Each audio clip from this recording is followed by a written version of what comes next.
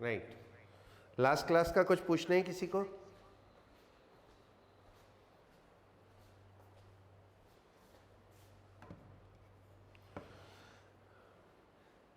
Today internet is bit slow, तो बीच बीच में थोड़ा सा प्रॉब्लम हो सकती है मेरे एंड पे, हो सकता है थोड़ा वीडियो रुक रुक के आए या कुछ भी हो, so manage it, right. Right, last class हमने पढ़ा था average speed and average velocity, right. So now we study instantaneous speed and instantaneous velocity, okay.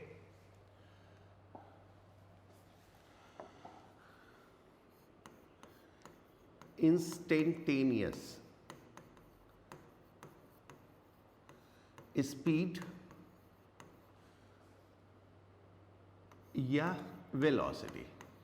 Actual में इंस्टेंटेनियस में स्पीड और वेलोसिटी में कोई डिफरेंस नहीं होता अदर देन दैट के वेलोसिटी में डायरेक्शन होती है और स्पीड में डायरेक्शन नहीं होती है। That is the only difference we can observe, right. जो इंस्टेंटेनियस स्पीड का स्पीड होती है वही इंस्टेंटेनियस वेलोसिटी का मैग्नीट्यूड होता है, okay. So instantaneous speed is what, उसको समझने से पहले I need to describe some of the symbols to you. कुछ सिंबल्स डिस्क्राइब करते हैं, हंसना मत। ये क्या है? A for apple. ये क्या है? A for apple. इसको बोलते हैं बड़ा एप्पल और इसको बोलते हैं छोटा apple, right. Now there is this is called delta. What we say delta, this is बड़ा डेल्टा एंड दिस इज छोटा डेल्टा। बिल्कुल वैसे ही जैसे कैपिटल ए स्मॉल ए, ऐसे ही बड़ा डेल्टा और छोटा डेल्टा। इसको हम यूज करते हैं, दोनों को ही यूज करते हैं फॉर चेंज और डिफरेंस। जहां कहीं हमें डिफरेंस लिखना हो या चेंज लिखना हो तो वहां पे हम इसको यूज करते हैं, ओके। एक एग्जाम्पल लेते हैं।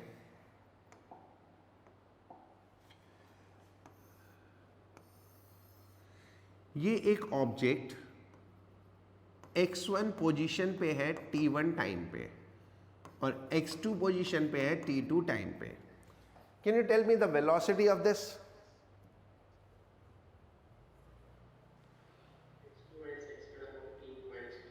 Right, we can write the velocity, और ये कौन सी वेलोसिटी होती है? Average velocity, that is x2 minus x1 upon t2 minus t1।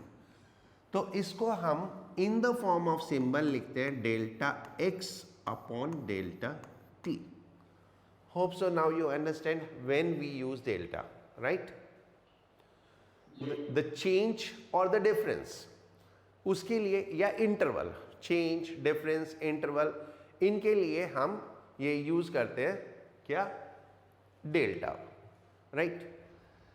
This delta is use for any change, small और large, but this is use only for small changes. If the changes are small then we use this delta, correct. in place of this delta sometime we also use d. What we use? D. So if I am writing delta x means any change.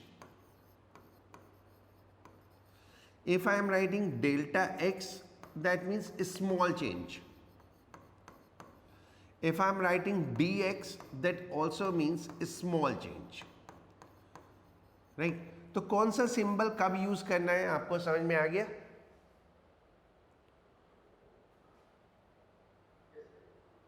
Right, कौन सा symbol कब use करना है वो समझ में आ गया। Capital delta आप कभी भी यूज कर सकते हो, बट स्मॉल डेल्टा और स्मॉल डी हम यूज करेंगे जब चेंज स्मॉल होगा. Okay, so now come to instantaneous speed और इंस्टेंटेनियस वेलोसिटी. ओके, हम एक स्ट्रेट लाइन में जा रहे हैं. We started with a speed of 30, we reach to a speed of 40 and we are going with some acceleration, कोई भी acceleration से. तो एट दिस मोमेंट कुछ तो स्पीड होगी, एट दिस मोमेंट कुछ तो स्पीड होगी. फॉर एजम्पशन भी मान लेते हैं at this moment speed is 36. सो जैसे ही हम इससे आगे निकलेंगे स्पीड चेंज हो चुकी होगी ना. तो जिस मोमेंट पे हमने, moment means a negligible time, a very very small time, तो जिस मोमेंट पे हमने स्पीड को ऑब्जर्व किया फ्रॉम द स्पीडोमीटर, उस मोमेंट की जो स्पीड है उसको हम इंस्टेंटेनियस स्पीड बोलते हैं. Instantaneous speed, the speed at any given moment, किसी भी मोमेंट पे जो स्पीड होती है that is called instantaneous speed.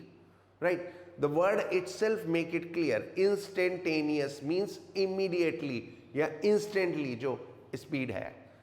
So that is called instantaneous speed. So if I define it, the speed of an object,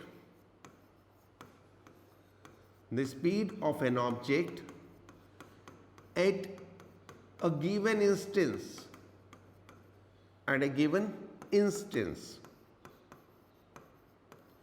or moment is called instantaneous speed.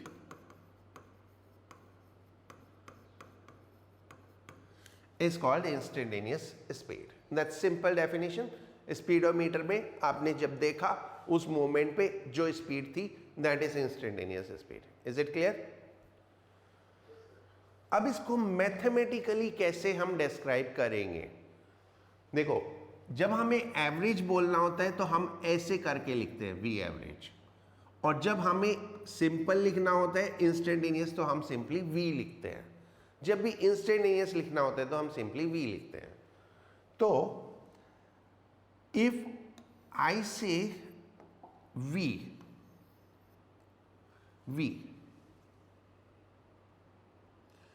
Is equal to delta s upon delta t. So this will be called as average because delta means the distance, the change can be small or change can be large. So when we are writing delta s upon delta t, so we are describing this as an average speed, right? If I say this time interval delta t is very small and it is definitely very small. क्यों? एक moment ही तो है, कितना time होता है आपने देखा और इंस्टेंटली स्पीड चेंज हो गई. तो the moment that's a very very small time and we can compare it very close to 0. तो हम इसको थोड़ा सा ऐसे लिखते हैं, delta s upon delta t, and यहां पे हम एक वर्ड लिखते हैं LIM dot. LIM dot that means limit. फिर इसके नीचे लिखेंगे डेल्टा टी, एरो बनाएंगे और 0 लिखेंगे. तो इसका मतलब होता है, इसका मतलब क्या होता है? Time interval is close to 0 या time approaches to 0.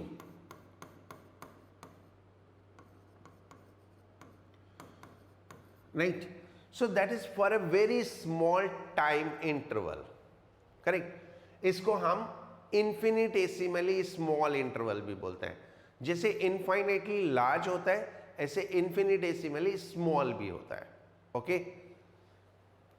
तो लिखने का बहुत सिंपल सा तरीका है,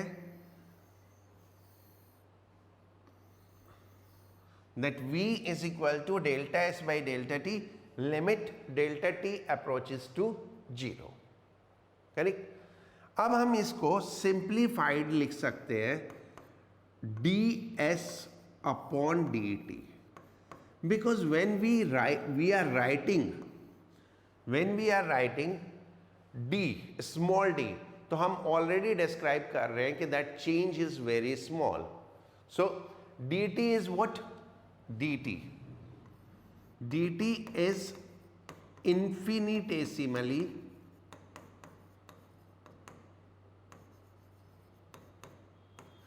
small time interval, that is close to 0. सो अगर आप d यूज कर लेते हो तो फिर आपको कुछ भी डिस्क्राइब करने की जरूरत नहीं है. Is it clear? Right. So this is what is instantaneous speed. And how we will write instantaneous velocity? Instantaneous velocity, v is equal to ds upon dt. Okay. बिल्कुल सेम वैसे ही, सिर्फ वेक्टर साइन लगा दिया तो ये velocity बन गया, और वेक्टर साइन नहीं है तो ये स्पीड हो गया. Okay. Right.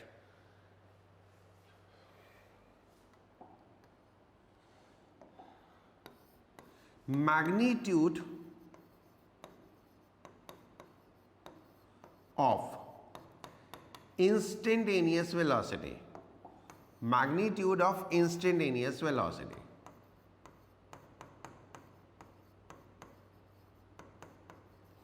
is always equal to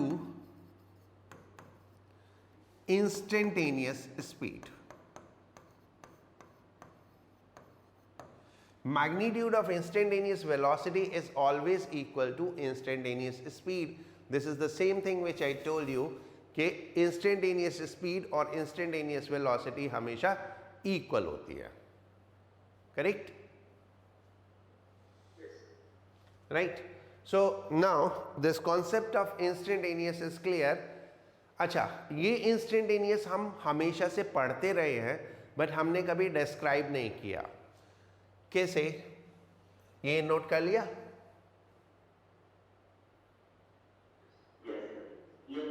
okay. तो हमने कभी डिस्क्राइब नहीं किया, बट हम हमेशा से पढ़ते रहे हैं. लाइक हम एक इक्वेशन यूज करते हैं v is equal to u plus a t. अब t की कुछ भी वैल्यू डालो, v की एक डिफरेंट वैल्यू आएगी ना. तो हम इसको बोलते हैं फाइनल वेलोसिटी. हम क्या बोलते हैं? Final velocity. Actually this is not the final velocity. Object आगे चलता जाएगा, स्पीड बढ़ती जाएगी. इसको हम बोलते हैं वेलोसिटी एट टाइम t. जब टाइम t है उस टाइम पर वेलोसिटी क्या है. तो t टाइम तो इंस्टेंस हो गया ना. So this is what is actually the instantaneous velocity. ये इंस्टेंटेनियस वेलोसिटी है, बट हमने इसको डिस्क्राइब अब 11th क्लास में जाके किया, बट पढ़ते हम हमेशा से रहे हैं. ठीक है. So we have done distance displacement, we have done speed and velocity. Speed and velocity में average speed, average velocity, instantaneous speed, instantaneous velocity. यहां तक किसी को कुछ पूछना है?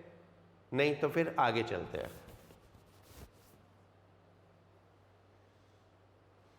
पूछना है किसी को कुछ? नहीं. चलो फिर आगे चलते हैं. Now let's start working on motion. Uniform motion सब लोगों ने पढ़ा है. किसको बोलते हैं uniform motion?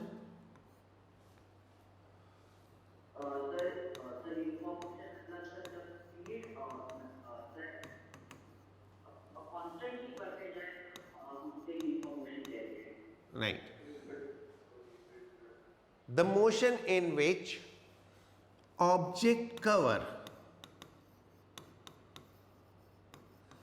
equal displacement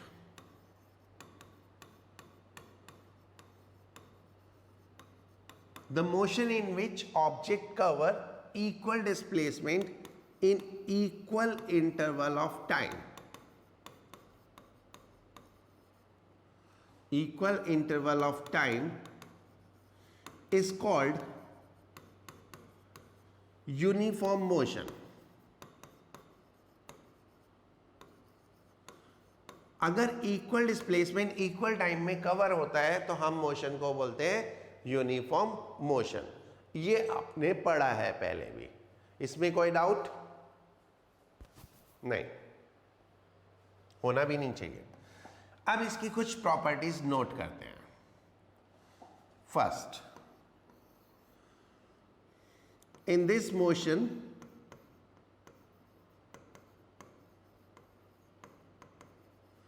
velocity is same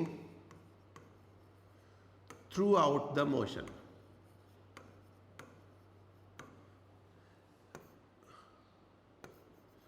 यानी velocity हमेशा सेम रहेगी. In this motion velocity is same throughout the motion. Okay?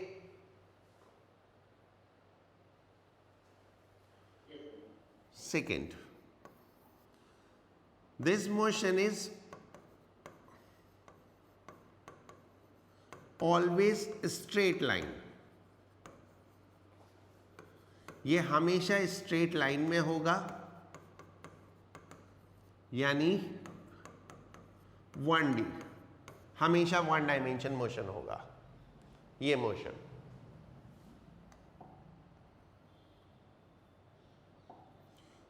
Third, magnitude of average velocity comma magnitude of instantaneous velocity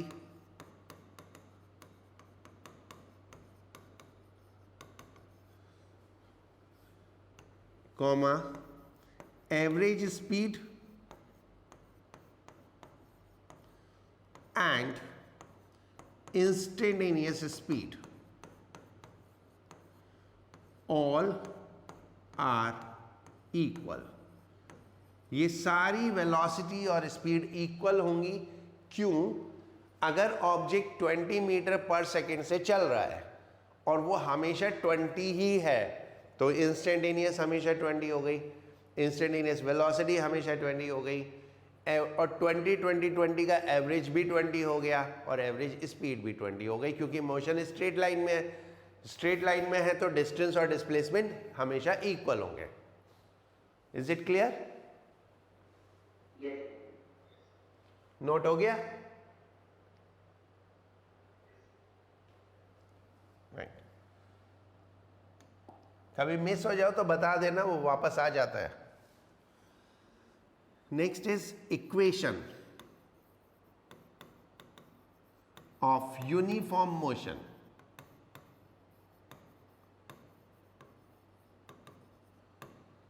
Equation of uniform motion.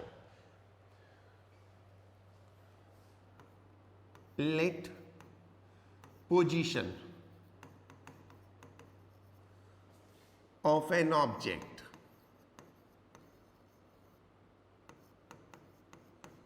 in uniform motion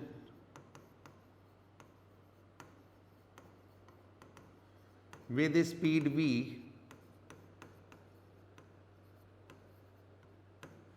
change with speed v change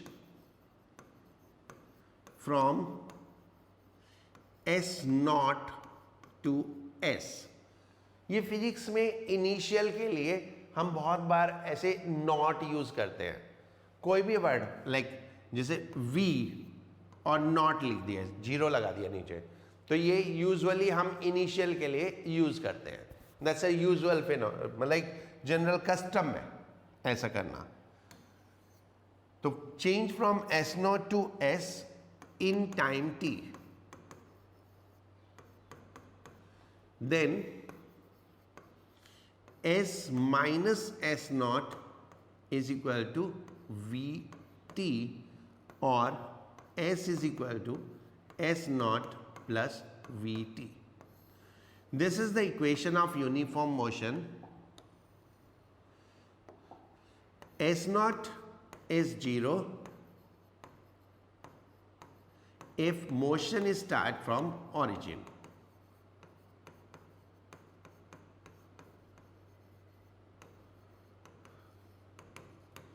S naught is 0 if motion is start from origin. Okay? So this is simple equation. अगर हम S naught को 0 ले लेते हैं तो ये वही equation आ गई ना, distance is equal to speed into time. Okay,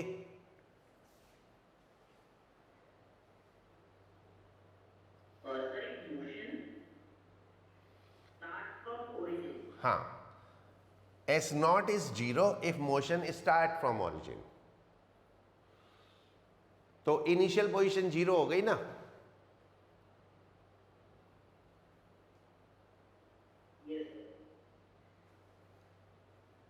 okay, हो गया सबका.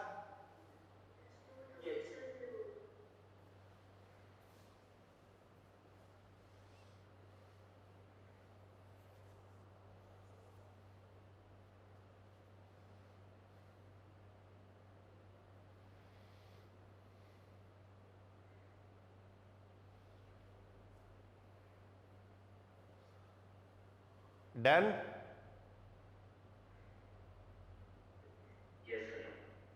राइट, अब आगे चलते हैं. यूनिफॉर्म मोशन के कुछ क्वेश्चंस हम कर चुके हैं already during the average speed and average velocity. Okay, अब पढ़ते हैं एक्सेलरेशन.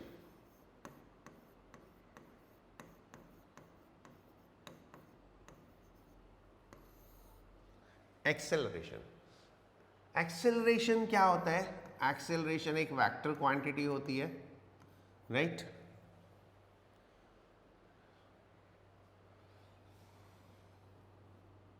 एक्सेलरेशन कैसे डिफाइन करते हैं?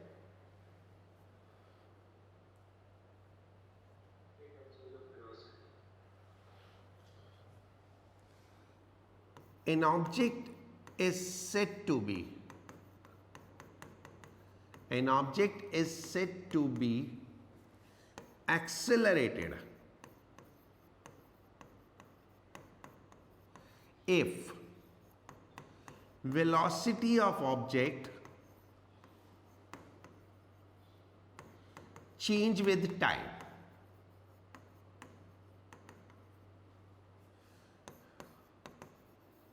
If velocity of object change with time, अगर ऑब्जेक्ट की वेलोसिटी टाइम के साथ चेंज होती है तो हम बोलेंगे ऑब्जेक्ट एक्सेलरेटेड है. Acceleration is given by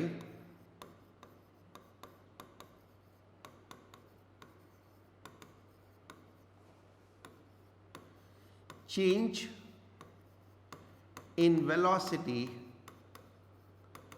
Acceleration is given by change in velocity per unit time.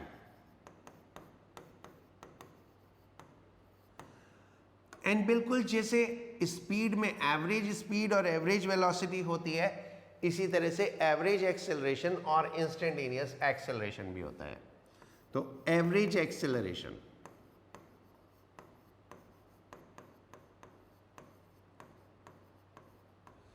A average is equal to V2 minus V1 upon T2 minus T1, और इसको हम लिख सकते हैं delta V upon delta T.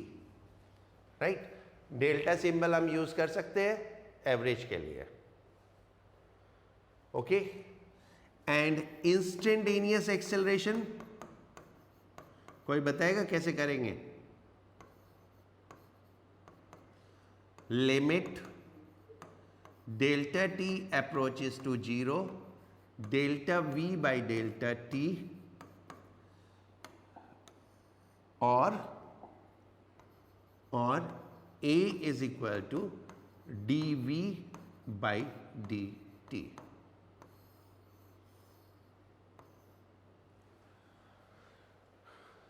right? Okay.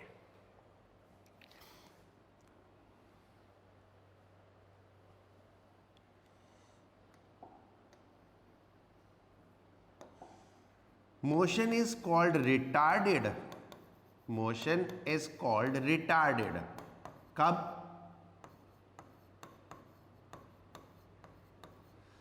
If speed of object, if speed of object decrease with time, right? अगर object की speed time के साथ डिक्रीज होती है तो हम बोलते हैं रिटार्डेड मोशन, ठीक है?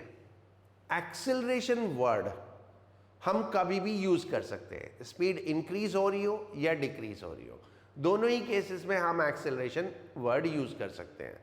जब स्पीड इंक्रीज हो रही होती है तब भी, और जब स्पीड डिक्रीज हो रही होती है तब भी। लेकिन रिटार्डेड वर्ड हम सिर्फ और सिर्फ तभी यूज करते हैं जब स्पीड डिक्रीज होती है, ठीक है? एक्सेलरेशन यूनिवर्सली यूज किया जा सकता है, लेकिन रिटार्डेड स्पेसिफिक केस में यूज कर सकते हैं जब स्पीड डिक्रीज हो रही होती है। ओके, इतना समझ में आ गया? राइट। नाउ आगे बढ़ते हैं।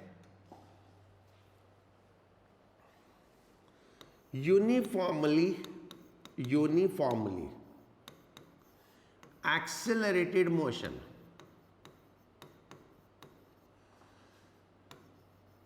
आप लोगों ने बचपन में ग्राफ्स भी पढ़े होंगे, है ना, इनके मोशंस के, राइट? हम भी पढ़ेंगे लेकिन बाद में पढ़ेंगे। यहाँ पे ग्राफ्स थोड़े कॉम्प्लिकेटेड होते हैं, तो मतलब ग्राफ इटसेल्फ टेक 1 और 2 क्लास, तो एक बार ये कवर करते हैं फिर ग्राफ बाद में पढ़ेंगे। Uniformly accelerated motion in straight line,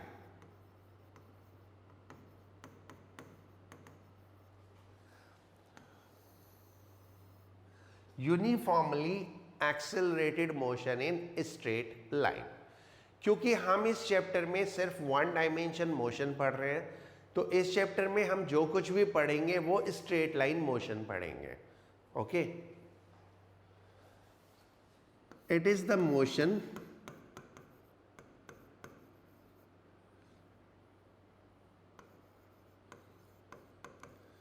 along straight line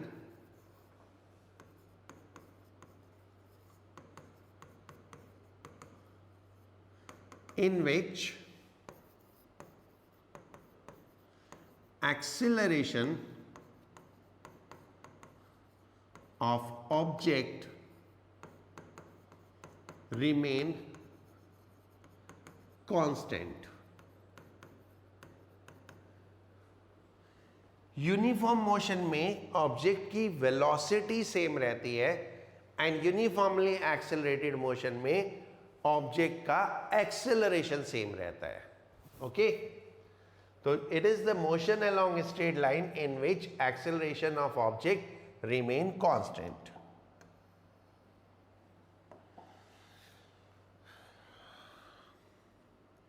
In accordance to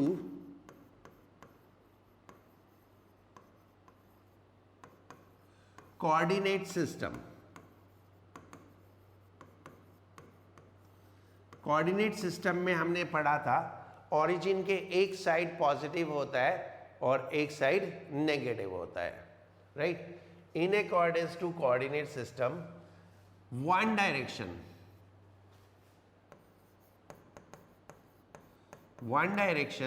of motion is taken positive, one direction of motion is taken positive,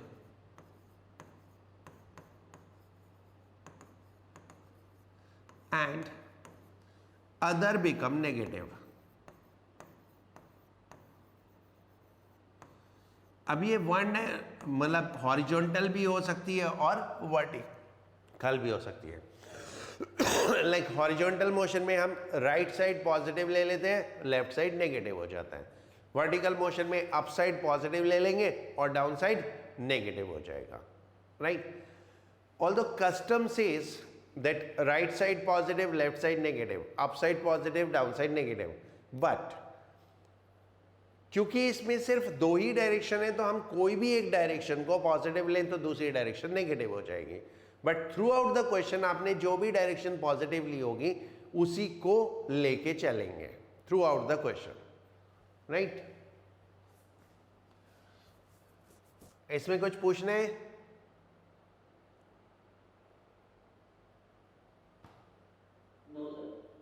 right, now equations.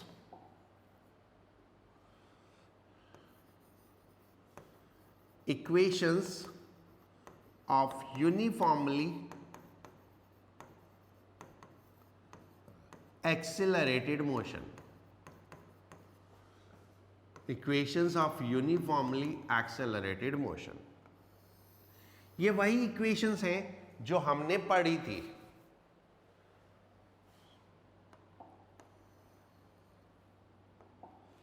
If an object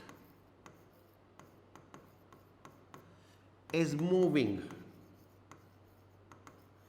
along a straight line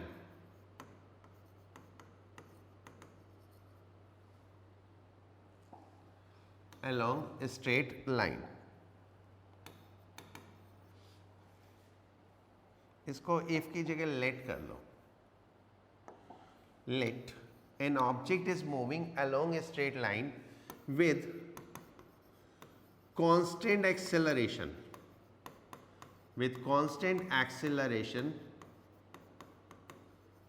a. Let in time t its velocity change from u to v, then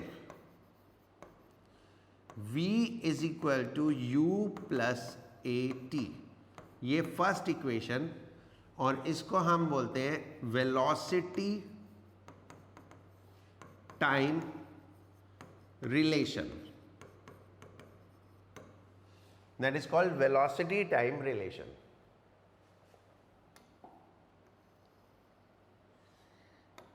If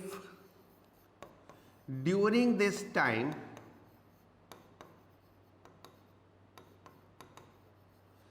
displacement of object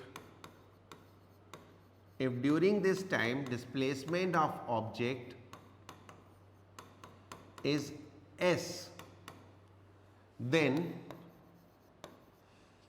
s is equal to ut plus half at square. This is second equation called as displacement time relation. Displacement time relation.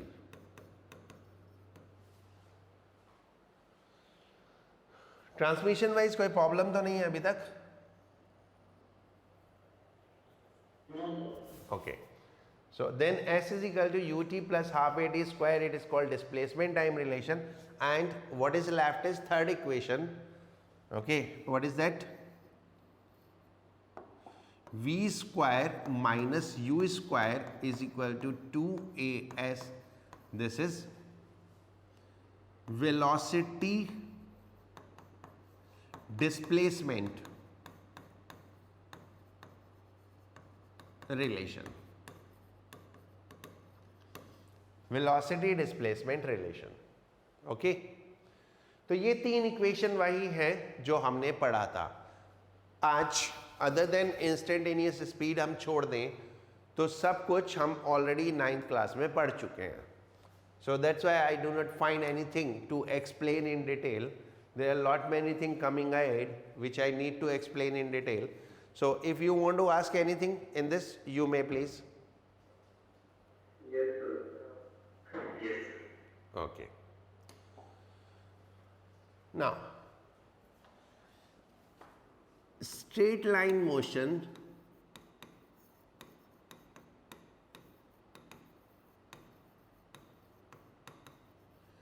In gravity,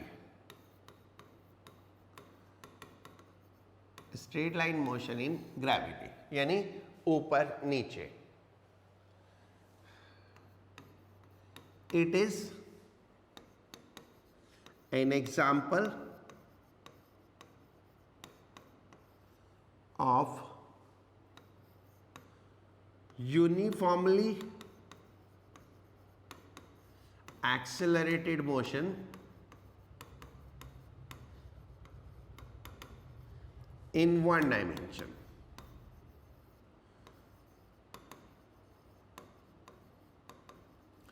Where acceleration A equals G, which is equals 9.8 meter per second square. Right? तो motion in gravity जब होता है तो acceleration कौन सा होता है? Acceleration due to gravity, और वो हमेशा किधर होता है? डाउनवर्ड होता है. और कितना होता है? 9.8. A is equal to G is equal to 9.8 metre per second, always downward. क्योंकि हमेशा डाउनवर्ड ही रहता है तो इसलिए ये यूनिफॉर्म एक्सेलरेशन है. मैग्नीट्यूड भी सेम और डायरेक्शन भी सेम. देखो एक्सेलरेशन वेक्टर क्वांटिटी है तो यूनिफॉर्म एक्सेलरेशन मतलब हमेशा मैग्नीट्यूड भी सेम होना चाहिए और डायरेक्शन भी सेम होना चाहिए. Is it clear? Right. Now equation of motion in gravity.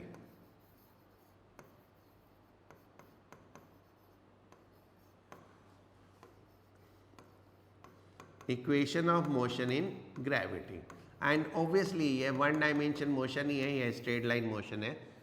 तो फर्स्ट इक्वेशन क्या हो जाएगी? v is equal to u plus g t. Second, हम इसमें डिस्टेंस की जगह हाइट लेते हैं क्योंकि ऊपर नीचे होता है, तो क्या लिखेंगे? h is equal to U T plus half G T square. And third equation v square minus u square is equal to 2gh. Okay.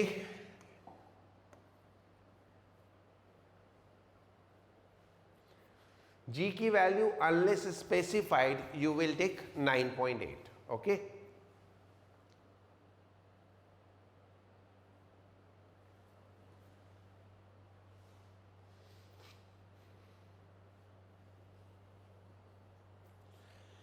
हो गया? राइट. राइट. अब पहले मैं एक दो क्वेश्चन पूछता हूं, फिर एक दो क्वेश्चन करेंगे. ठीक है, ये हटा दूं ना?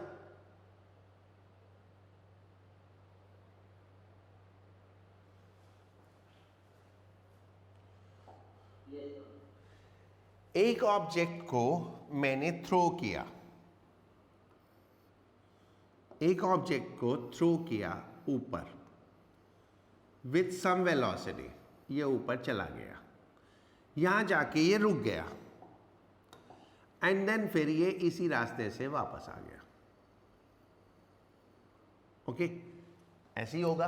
आपने एक बॉल को फेंका एंड देन फिर वो बॉल आपके हाथ में वापस आ गई.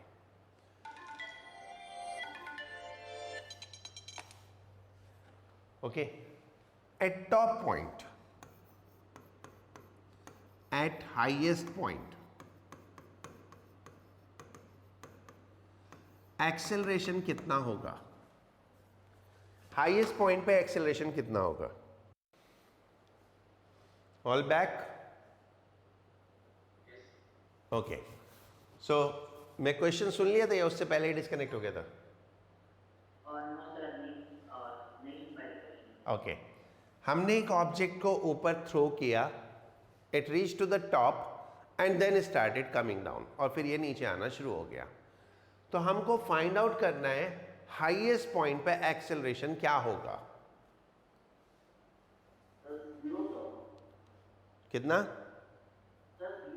0. ओके. और कोई? minus 9.8. Okay, any more?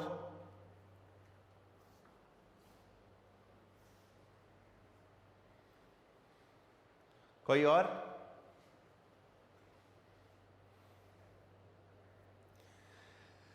Right, ठीक है, कुछ लोग नहीं बता रहे तो कोई बात नहीं। पहली चीज तो डरना नहीं चाहिए बोलते हुए, क्या होगा, गलत ही तो होगा और क्या, ठीक है। एंड फॉर दैट मैत्रेय हमेशा जवाब देता है जो भी होता है ना। देखो, दे एक्सेलरेशन, मैंने ये क्वेश्चन जानबूझ के इसलिए पूछा था, मुझे पता है कि बहुत सारे बच्चे गलत सोचते हैं इस बारे में, that's why I asked this question. एक चीज होती है एक्सेलरेशन और एक चीज होती है वेलोसिटी, ठीक है। ये दोनों आपस में इस तरह से रिलेटेड कभी भी नहीं है कि एक जीरो होगा तो दूसरा भी जीरो होगा। इन दोनों में से कोई भी जीरो हो सकता है और दूसरा नॉन जीरो हो सकता है, दोनों में से कोई भी। आपको क्या चीज ऑब्जर्व करनी है, वन, अगर मोशन नहीं है तो वेलोसिटी जीरो हो गई, अगर मोशन है तो वेलोसिटी जीरो नहीं है। That is to find out velocity. And acceleration, acceleration मतलब जिस मोमेंट से आपसे पूछा गया उससे जस्ट पहले और जस्ट बाद में अगर वेलोसिटी चेंज हो रही है, जिस मोमेंट पे आपसे पूछा गया उससे जस्ट पहले और जस्ट बाद में अगर वेलोसिटी चेंज हो रही है तो इट मीन्स उस मोमेंट पे एक्सेलरेशन है। ओके, अब आप देखो बॉल टॉप पे पहुंची, क्या हो रहा था, स्पीड धीरे धीरे धीरे धीरे कम होती चली गई एंड फिर ये रुक गई और फिर ये वापस आना शुरू कर देगी और फिर नीचे जाएगी तो बढ़ती चली जाएगी। तो इसका मतलब एक्सेलरेशन तो हमेशा है, और वो एक्सेलरेशन हमेशा कितना है, 9.8। एक्सेलरेशन हमेशा 9.8 है in terms of value. That is one question. Is it clear to you? Right, so acceleration is not zero, acceleration is 9.8, but definitely at this point velocity is 0 but acceleration is 9.8. okay, that was one question, ठीक है। now second question, और confuse मत होना, ये ध्यान रखना, जहां पे भी लगे पूछ लेना, टाइम लगा लो बट अच्छे से समझना। ओके,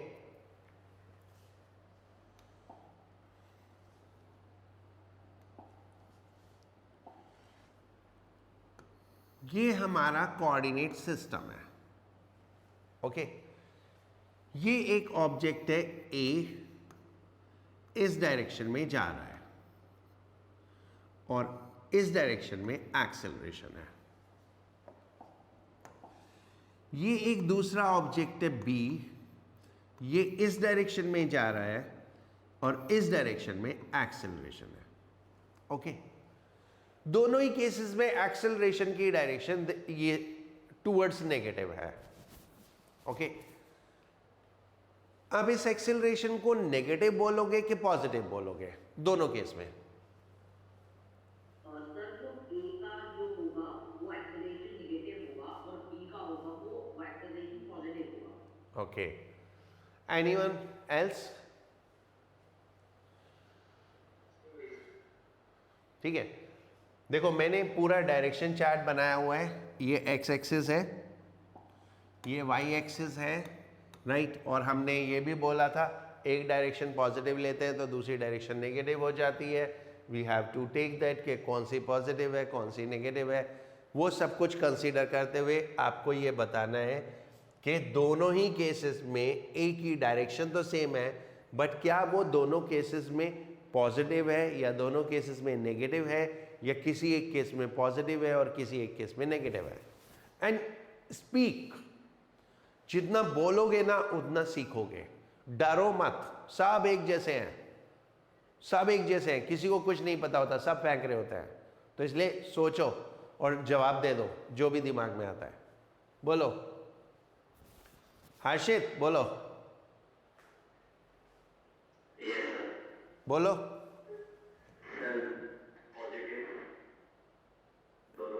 दोनों ही positive, okay. Riya? Yes, sir. So I think B की positive और A की negative है. बी के लिए पॉजिटिव, ए के लिए नेगेटिव, राइट। नंदिनी? और B के लिए positive और A के लिए negative. Okay, and Aditya Thakran? B के लिए पॉजिटिव, ए के लिए नेगेटिव। ओके, सो सब जगह कंसेंसस बन रहा है। तो इसका मतलब यहां पे कोऑर्डिनेट सिस्टम काम नहीं करता। इज इट सो? क्योंकि अगर हम कोऑर्डिनेट सिस्टम के हिसाब से देखें तो दोनों नेगेटिव होना चाहिए, लेकिन कोऑर्डिनेट सिस्टम के हिसाब से दोनों नेगेटिव होना चाहिए। तो अगर मैं कोऑर्डिनेट सिस्टम से काम करूंगा तो कैसे करूंगा? ओके, मैं तुम्हें वो करके दिखाता हूं। तो यहां पे कोई भी कॉन्ट्राडिक्शन नहीं है, सब कुछ वैसा ही है जैसा होना चाहिए। ओके, तो हम इन दोनों केसेस में u0 मान लेते हैं u0 था।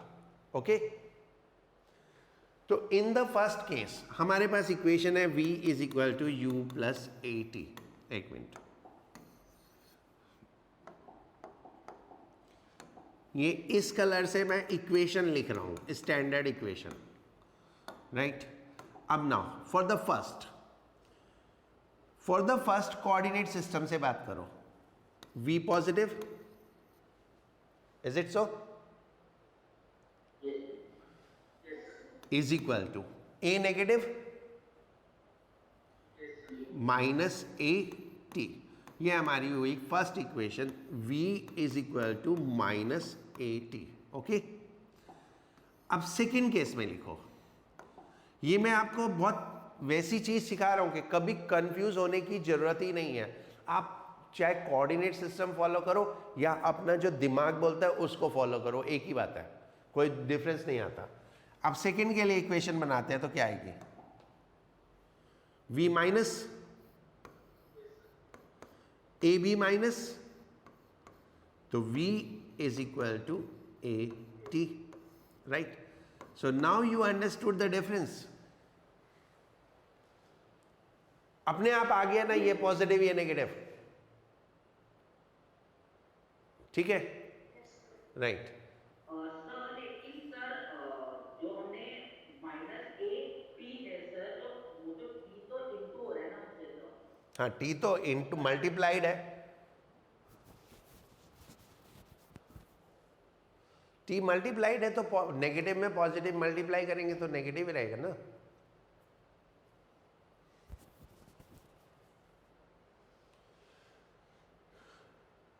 चलो एक लाइन लिखो, मैं बोल रहा हूं, एक लाइन नोट करो, मैं बोल रहा हूं, and always take care of that.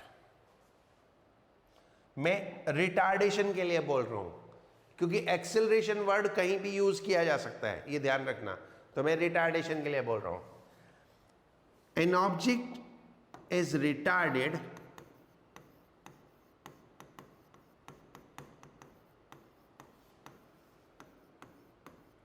when acceleration is opposite to velocity. When acceleration is opposite to velocity. जब एक्सेलरेशन वेलोसिटी के अपोजिट होगा तो हम मोशन को रिटार्डेड बोलेंगे और उस टाइम हम एक्सेलरेशन को नेगेटिव कहेंगे। ओके, अब मैं दोबारा से बताता हूं, ये नोट कर लिया ना? हाँ, अब उसी पे वापस चलते हैं, इस पे।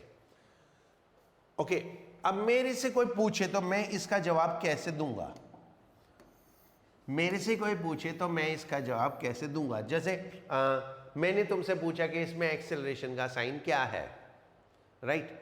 तो मैं इसका जो जवाब दूंगा which will be more precise and correct is, hello, मैं इसका जवाब दूंगा फर्स्ट के लिए, for a acceleration is negative and it is also negative with respect to velocity. Okay क्यों? इसमें मैंने दोनों कोऑर्डिनेट्स मैच कर लिया. Acceleration is negative and it is also negative with respect to velocity. For B, I will say acceleration is negative, but it is positive with respect to velocity. तो velocity के respect में positive है, but otherwise तो negative है. Okay?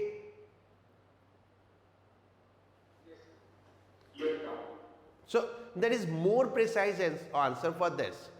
कि क्योंकि अगर हम कोऑर्डिनेट सिस्टम फॉलो करते हैं तो ये नेगेटिव हो जाता है, और कोऑर्डिनेट सिस्टम फॉलो नहीं करते हैं तो पॉजिटिव हो जाता है. तो ये एक्चुअल में डायरेक्शन वाइज नेगेटिव है, बट पर्पस वाइज यानी जो इसका फंक्शन है वो पॉजिटिव है. ये एक्सेलरेशन स्पीड इंक्रीज करेगा और ये एक्सेलरेशन स्पीड डिक्रीज करेगा. ये हमें समझ में आता है. Okay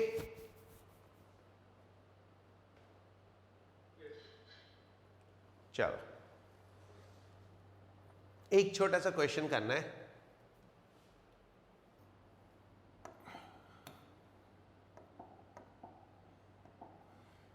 from a height of 300 meter,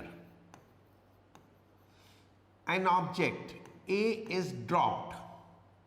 Dropped means velocity of A is 0. And same time another object is projected upward with velocity 150 meter. This is object B. Same time पे A को नीचे गया, B को ऊपर गया.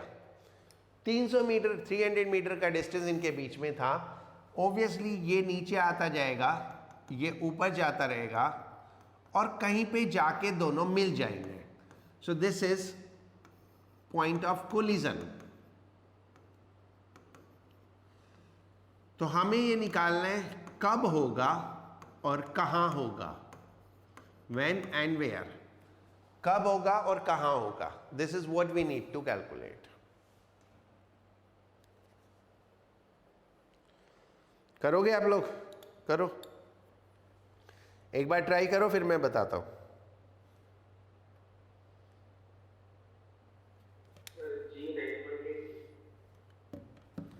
हाँ, take G 9.8. Take the value of G 9.8.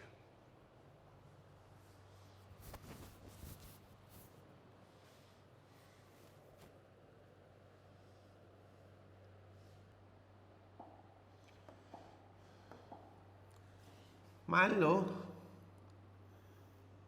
this went up by h till the point of collision.